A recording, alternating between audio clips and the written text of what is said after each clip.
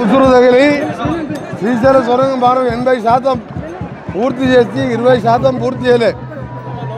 బ్రాహ్మణ వేలను 90% పూర్తి చేస్తే 10% పూర్తి చేయలే. పూర్తి చేయక మన్నబిం పూర్తి చేసుకుంటే ఇలా పారుతున్నాయి. ఈ నల్గొండ జిల్లాని అన్ని రంగాలల్లో రైతులను ముంచింది కాబట్టి ఆ పాపం తగిలి ఎన్నికలలో ఓడిపోయిన కొన్ని రోజులకే కేసీఆర్ మంచం మీద పడ్డాడు.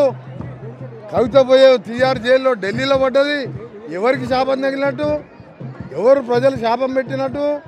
ఒక్క సీటు ఏదో పొరపాటున ఇక్కడ డబ్బుతో మోసం చేసింది తప్ప 11 సీట్లు 2 పార్లమెంటు భారతదేశంలో రికార్డు స్థాయిలో ప్రతి ఎమ్మెల్యే కూడా 56,000 మెజార్టీతో గెలిచినాం. అంటే ఎవరు శాపం పెట్టినట్టు? మా శాపం తగిలింది నల్గొండ ఫ్లోరైడ్ ప్రజలు. నల్గొండ దురాజ్పల్లి లింగవంతుల స్వామి ఇవాళ కోపగించుకొని కనీసం 10 ఏళ్ళకు ఒక్కసారి కూడా ముఖ్యమంత్రి రాలే. వచ్చే సంవత్సరం మా ముఖ్యమంత్రి గారిని తీసుకొస్తాం.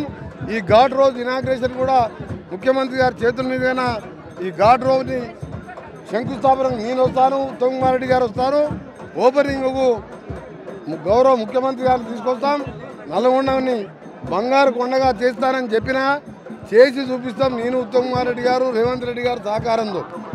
మా పాపం తగిలింది కాబట్టి మా సొరంగాన్ని, మా శ్రీరామ్ సాగర్ని, మా బ్రాహ్మణ వెల్లెంలని, మా మహాత్మా గాంధీ యూనివర్సిటీని పట్టించుకోనందుకనే అంత ఘోరంగా ప్రజలు డిపాజిట్లు పోగొట్టింది. సిగ్గుండాలి.